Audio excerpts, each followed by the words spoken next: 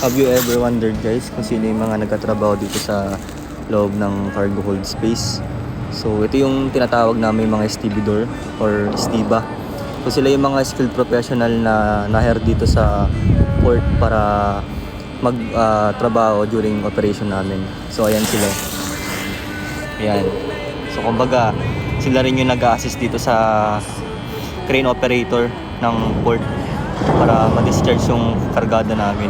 So yung kargada namin na yan yung tinatawag naming steel billets o yung non-hygroscopic cargo. Okay? Ito naman yung sinasabi nating cargo hold or yung bodega ng barko. Diba? Malay stadium yung dating. So dito namin nilalagay yung mga tone-toneladang karga or product namin tapos i-ship namin sa ibang bansa. Ayan. Bibira na sila. So layo tayo ng konti, baka tamaan tayo.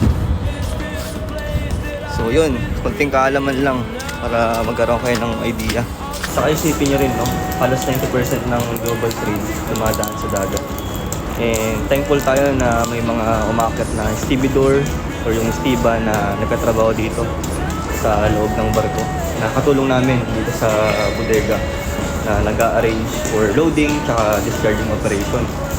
And dahil sa kanila, sila kasi yung parang backbone ng ating supply chain. So kung walang mga stevedore, so paano na lang, diba? So laking tulong. Parang sila rin yung tinatawag naming frontliners ng dagat, yung stevedore.